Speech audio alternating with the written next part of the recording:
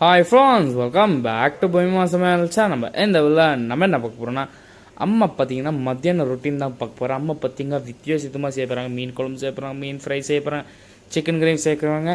இப்போ வாங்க வீடியோக்குள்ளே போகலாம். ஹாய் ஃப்ரெண்ட்ஸ், அதுக்கு வணக்கம். பொம்மிமா சமைச்சாலுங்க நீங்கள் மத்தியானம் என்ன ரொட்டீன் தாங்க பார்க்க போகிறீங்க. நான் என்னென்ன சமைக்கிறேன் பாருங்கள். மீன் குழம்பு மீனெல்லாம் கழுவி வச்சுக்கோங்க. வெங்காயம், வரமிளகா, கார மிளகா எல்லாம் எடுத்து வச்சுக்கோங்க. வெங்காயத்தை உரிச்சு வச்சுக்கோங்க. இங்கே பாருங்கள், கலருக்கு மிளகா, காரத்துக்கு மிளகா எல்லாம் எடுத்து வச்சுக்கோங்க. தனியாக ஒரு 5 ஸ்பூனு மிளகு, ஜீரகம் எல்லாம் எடுத்து வச்சுக்கோங்க. உளுந்து, அரிசி 1 ஸ்பூனு எல்லாம் எடுத்துக்கோங்க. ஒரு சின்ன தேங்காய் அரிஞ்சு வச்சுக்கோங்க, குட்டியோட தேங்காயாக. பூண்டு ஒரு 3 பூண்டை உரிச்சு வச்சுக்கோங்க.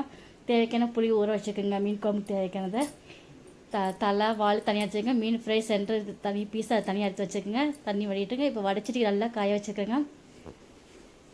நல்லா வடிச்சிட்டு காஞ்சோன்னே பூண்டை போட்டுக்கலாம். கொஞ்சம் எண்ணெய் ஊற்றிக்கலாங்க. அந்த எண்ணெயில் கொஞ்சம் பூண்டு ஒரு பதம் நல்லா வணங்கட்டுங்க.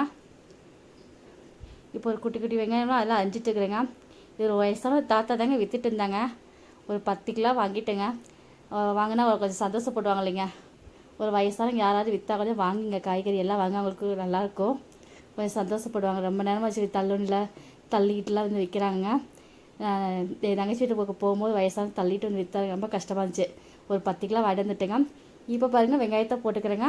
பூண்டுலேயே அதை அப்படியே ஒரு வணக்கிக்கலாங்க. இப்போ அரிசி ஒரு ஸ்பூன் எடுத்து வச்சுக்கிறேங்க. உளுந்து 1 ஸ்பூன் எடுத்து வச்சுக்கிறேங்க. எல்லாம் போட்டுக்கலாங்க. ஃபஸ்ட்டு அரிசி எல்லாம் ஒன்றா போட்டுக்கலாங்க. மிளகு ஜீரகம் எல்லாத்தையும் 1 ஸ்பூன் வச்சுக்கோங்க. அரிசி 1 ஸ்பூனு, உளுந்து 1 ஸ்பூன் எடுத்து வச்சுக்கிறேங்க.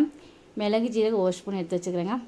ஃபஸ்ட்டு நீங்கள் எண்ணெயில் வணக்கும் போதே உளுந்தி அரிசியும் போட்டு நல்லா வணக்கிக்கோங்க. அதுக்கப்புறம் பூண்டை போடுங்க. நான் ஃபஸ்ட்டே பூண்டை போட்டுட்டேன். அந்த மாதிரி பண்ணாதீங்க. ஃபஸ்ட்டு இதெல்லாம் போட்டு அதுக்கப்புறம் பூண்டை போடுங்க. நல்லா வணக்கலாம். வெங்காயம்லாம் போட்டுக்கலாங்க. இப்போ பாருங்கள், கலருக்கு மிளகா போட்டுக்க. அப்புறம் காரத்துக்கு தகுந்த மாதிரி மிளகா தேவைக்கானது போட்டுக்கோங்க. அந்த எண்ணெயிலே நல்லா வணக்கலாங்க. அப்புறம் தனியாக ஒரு 5 ஸ்பூன் எடுத்து வச்சுக்கிறேங்க. அதையும் ஒன்றா போட்டு வணக்கலாங்க. இவங்களாம் சீக்கிரம் சட்டுன்னு வணங்கிடுவாங்க. இந்த பூண்டு வெங்காயம்லாம் கொஞ்சம் வணங்க ஒரு கண்ணாடி பதம் வர கொஞ்சம் இதாகுங்க. இது லாஸ்ட்டு தனியாக மிளகாலாம் போட்டுக்கலாங்க. ஃபஸ்ட்டு பூண்டு இதாக வெங்காயத்தில் ஃபஸ்ட்டு வணக்கலாங்க. இப்போ தேவைக்கான கொஞ்சம் கருவேப்பிலை போட்டுக்கலாங்க. நல்லா அப்படியே ஒரு வணக்கலாங்க. ஒரு கிண்டி விட்டுலாம். நல்லா பச்சை கருவேப்பிலை இருந்தால் போடுங்க, காஞ்ச கருவேப்பிலையாக போட்டுக்கோங்க. இப்போ தேங்காய் கொஞ்சம் போட்டுக்கலாங்க. அந்த எண்ணெயோட நல்லா தனியாக கூட எல்லாம் வணக்கலாங்க. கொஞ்சம் நல்லா டேஸ்ட் நல்லா இருக்குங்க. இந்த மாதிரி வணக்கி செஞ்சு பாருங்கள், செமையாக இருக்குது. இப்போ எல்லாம் எடுத்து வச்சிடலாங்க. நல்லா ஆறட்டுங்க. இப்போ மீன் குழம்பு நல்லா கூட்டி வச்சிடலாங்க. ஒரு பெரிய வடைச்சட்டி வச்சுக்கோங்க. இந்த மாதிரி பெரிய அகலமான பாத்திரத்தை வச்சா மீன் அப்படியே உடையாமல் அப்படியே எடுத்து வச்சுக்கலாங்க. இப்போ வெங்காயத்தை கொஞ்சம் அரிஞ்சிக்கலாங்க. ஒரு 5-6 வெங்காயத்தை பொடி நீளமாக மெல்லிசாக அரிஞ்சிக்கலாங்க. அப்போ சீக்கிரம் வணங்குறதுக்கு நல்லாயிருக்கும். இந்த மாதிரி நான் நீள சைஸில் அரிஞ்சிக்கிறேங்க. கடாய் ஒரு பக்கம் காஞ்சிட்டு இருக்குது, சீக்கிரம் காஞ்சிருங்க. இப்போ எங்கள் கடாய் நல்லா காஞ்சிடுச்சு. இப்போ தேவைக்கான எண்ணெய் ஊற்றிக்கலாங்க. ஒரு 4 ஸ்பூன் இருக்குங்க ஊற்றிருக்கிறேன். இப்போ கொஞ்சம் கடுகு போட்டுக்கலாம். கடுகுல நல்லா பொடிட்டுங்க. கொஞ்சம் ஜீரகம் போட்டுக்கலாம். கொஞ்சம் சோம்பு போட்டுக்கலாங்க.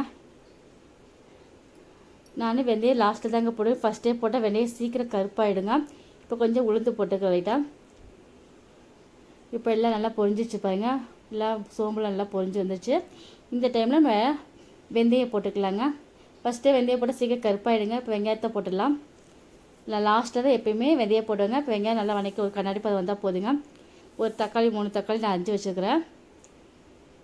இப்போ வெங்காயம் நல்லா கண்ணாடி பதம் வச்சு 3 தக்காளி போட்டுக்கலாங்க. அப்படியே ஒரு கிண்டிக்கலாம். கொஞ்சம் உப்பு போட்டுக்கலாம். சீக்கிரம் தக்காளி நல்லா வணங்கிடும். இப்போது எடுத்து வணங்கி வச்சல எல்லாம் ஆறிடுச்சு. ஃபஸ்ட்டு மிளகாயெல்லாம் போட்டு அரைச்சிக்கலாங்க. ஒரு மிக்சியில் போட்டுக்கலாம். நிறையா போட்டால் மிக்சியில் மிளகா நிறையா தெரியிற மாதிரி இருக்கும். சீக்கிரம் மிக்சியை நம்பிட மாதிரி இருக்குது. அதான் மிளகாயை போட்டு ஒரு நைஸாக கொஞ்சம் அரைச்சிக்கலாங்க. குறைக்காக அதுக்கப்புறம் தண்ணி ஊற்றி அரைச்சிக்கலாம். இப்போ இந்தளவுக்கு குறைக்கான அரைச்சிட்டா இப்போ அரிசி தண்ணி தாங்க எடுத்து வச்சுக்கலாம். அதை ஊற்றிக்கலாம். நல்லா நைஸாக அரைச்சிக்கலாங்க. இந்தளவுக்கு நைஸாக நான் அரைச்சிக்கலாம் பாருங்கள். அந்த கலருக்கு அந்த மிளகாய் போட்டால் நல்லா குழம்பு நல்லா கலர் வருங்க. நான் கலர் மிளகா தான், காஷ்மீர் மிளகா தான் எடுத்துக்குவேன். இப்போ வெங்காயம் தக்காளி நல்லா வணங்கிச்சு. இப்போ அரைச்சி வச்ச விழுதெல்லாம் போட்டுக்கலாம். கொஞ்சம் மஞ்சத்தூள் போட்டுக்கலாங்க. மஞ்சத்தூள் அப்படியே போட்டு நல்லா கிண்டிக்கலாங்க. இந்த டைமில் அரைச்சி வச்ச மசாலா எல்லாம் ஒன்றா ஊற்றிக்கலாங்க. கொஞ்சம் சோம்பு 1 ஸ்பூன் தனியாக கொஞ்சம் மிச்சம் சோம்பு 1 ஸ்பூன் போட்டுக்கிறேங்க. அது கூட போட்டு நல்லா அரைச்சிக்கலாங்க. இப்போ அரைச்சி வச்ச எல்லாத்தையும் மசாலாலாம் ஒன்று ஊற்றிக்கலாங்க.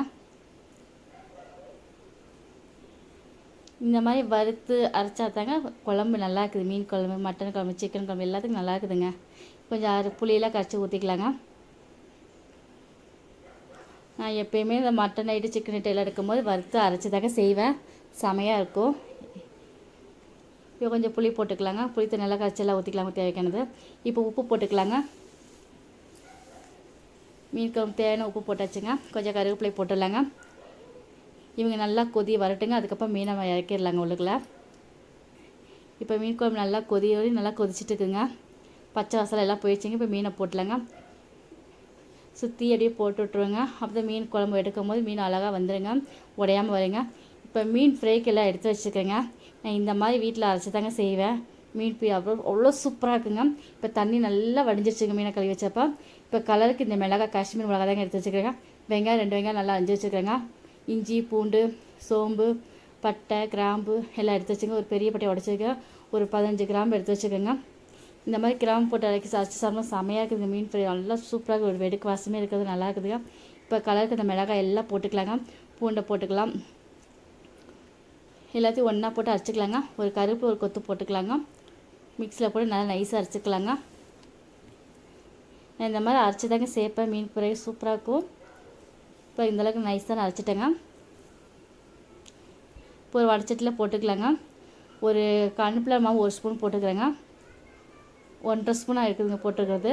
இப்போ காரத்துக்கு மிளகாய் 1 ஸ்பூன் போட்டுக்கிறேங்க. 1.5 ஸ்பூன் போட்டுக்கிறேன் காரத்துக்கு. பிறகு இந்த கடல மாவு ஒரு 2 ஸ்பூன் போடுறேங்க. கடல மாவு போட்டால் மசாலா நல்லா இறுக்கி பிடிச்சிக்கும் மீனில். கீழே வடச்சட்டில் எண்ணெயில் பொரிக்கும் போது விழுகவே விழுகாதுங்க. இப்போ அரைச்சி வச்ச மசாலா எல்லாம் ஒன்றா போட்டுக்கலாங்க. மீன் மசாலா ஃப்ரைக்கு கொஞ்சமாக தண்ணி கழுவி ஊற்றிக்கலாங்க. ரொம்ப தண்ணி ஊற்றக்கூடாது. போட்டுக்கலாங்க. இந்த டைமில் கொஞ்சம் தேவைக்கான உப்பு போட்டுக்கலாங்க. மீன் தேவைக்கான உப்பு போட்டுக்கலாம். ஒரு லெமன் புழிஞ்சு விட்டுக்கலாங்க. இந்த காஷ்மீரி மிளகா போகிறோமே நம்ம கலர் பொடி யூஸ் பண்ணவே வேணாங்க. கலர் அதே மீன் நல்லா கலராக வருங்க. இப்போ ஒரு லெமன் நான் புழிஞ்சு விட்டுட்டேன். நீங்கள் எதுக்குமே கலர் பொடி யூஸ் பண்ணவே வேணாங்க. காஷ்மீரி மிளகா 1, 2, 3 சேர்த்துக்கோங்க. நல்லாயிருக்கும். கலர் நல்லா குழம்பு வருங்க. மீன் குழம்பு, சாம்பார் தூளுக்கு எல்லாத்துக்கும் சேர்த்துக்கலாம். ரசப்பொடிக்கு எல்லாம் சேர்த்துக்கலாம். ரசத்தில் சேர்ந்தால் தக்காளி ரசம் ஆகிடுங்க. ரசத்தை சேர்க்காதீங்க. மற்ற குழம்பு எல்லாத்துக்கும் சேர்த்துக்கலாங்க காஷ்மீர் மிளகா. இப்போ அங்கே எவ்வளோ கலராக வந்துருக்குது. இப்போ மீன் எல்லாத்தையும் போட்டாங்க. மீன் நல்லா ஒரு தண்ணி கூட கொஞ்சம் கூட இல்லைங்க. நல்லா வத்திருச்சு, இறங்கிருச்சு. அந்த ஜல்லி வச்சு எல்லாம் கீழே இறங்கிடுச்சுங்க. இப்போ நம்ம சீக்கிரமாக மசாலா எல்லாம் போட்டு பரட்டி ஊற வச்சிடலாங்க. நல்லா கொஞ்சம் ஊறட்டுங்க. ஒரு மணி நேரம் ஊட்டுங்க. உப்பு, காரம் எல்லாம் மீனுக்குள்ளே நல்லா இறங்கிடும். இப்போ மீன் குழம்பு ஆயிடுச்சுங்க, இறக்கலங்க. இப்போ இந்த மீன் குழம்பு மேலே கொத்தமல்லி எல்லாம் போட்டு இறக்கி வச்சுங்க. நல்லா மனமாக இருக்கும். இப்போ வடச்சட்டி வச்சுருக்கேன். மீன் ஃப்ரை 1 மணி நேரம் காஞ்சிருச்சுங்க. எண்ணெயில் போட்டு எடுத்துடலாங்க சீக்கிரம். தேவைக்கான எண்ணெய்லாம் ஊற்றிட்டேங்க. தோசை தவாலையும் போடுவேன், இப்படியும் போடுவேன். மாற்றி எப்படியும் டக்குன்னு செஞ்சுருவேங்க. நான் எப்படி தான் ஒரு டைம் மாற்றிக்குவோன்னா சீக்கிரம் இது விளையாடுனேன். இந்த மீன் ஒரு மாதிரி சைஸாக இருந்துச்சுங்களா, எண்ணெயில் போட்டது நல்லா எல்லா பக்கம் சுற்றி வேகும். அதனால் எண்ணெய் சட்டியில் போட்டு எடுத்துட்டேங்க.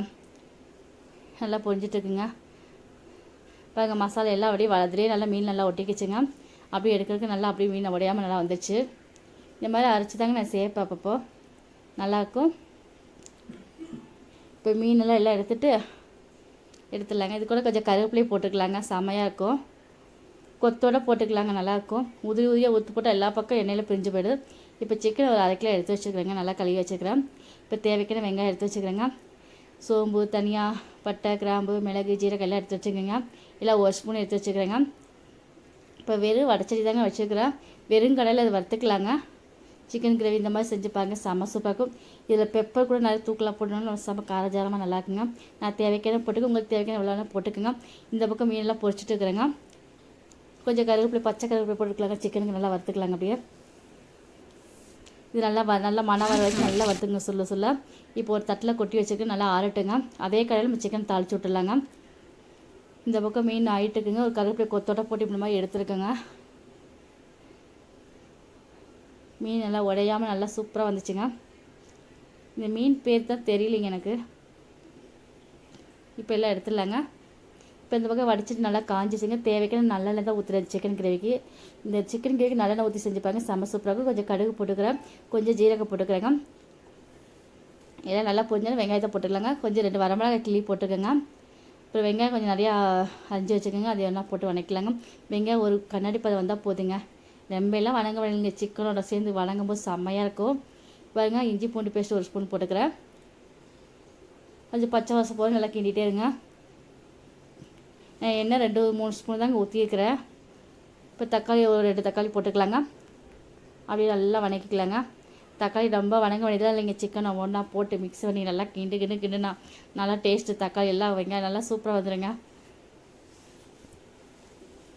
இப்போ நல்லா இந்த அளவுக்கு வதக்கிட்டு இருக்குதுங்க. இது வறுத்து வச்ச எல்லா மசாலா ஆறிடுச்சு இல்லைங்க. எல்லாம் மிக்ஸில் போட்டு பவுட்ரு பண்ணிக்கலாம்.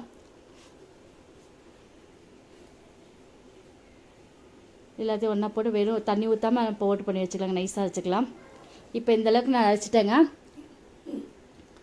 இப்போ சிக்கன் நல்லா கிண்டி விட்டுலாங்க. சொல்ல நல்லா கிண்டிங்க. சிக்கனுக்கு தண்ணியில் நல்லா வற்றிடுச்சுங்க. இப்போ அரைச்சி வச்ச பொடி எல்லாம் ஒன்றா போட்டு நல்லா நல்லா கிளறிடலாங்க. இந்த அளவுக்கு கிளறிடலாங்க. இப்போ நல்லா சுற்றி நல்லா கிளறிடுங்க. நல்லா கிளறி விட்ருங்க. மசாலா எல்லா பக்கம் வர மாதிரி இந்தளவுக்கு வந்துச்சுங்க. இப்போ தேவைக்கான உப்பு போட்டுக்கிறேங்க. கொஞ்சம் மஞ்சள் தூள் போட்டுக்கலாங்க, கொஞ்சம் கலருக்கு லைட்டாக. அப்படி நல்லா கிண்டிடலாங்க. இந்த டைம் மேலே இருக்குல்லைங்க 2-3 ஸ்பூன் எண்ணெய் நல்லெண்ணெய் ஊற்றிக்கலாங்க. இப்போ நல்லெண்ணெய் தாங்க நான் ஊற்றுறேன். செமையாக இருக்கும் இந்த கிரேவி. உங்கள் வீட்டில் செஞ்சு பார்த்து சொல்லுங்கள் எப்படி இருக்குன்னு. நல்லா அப்படியே நல்லா கிண்டிடுங்க.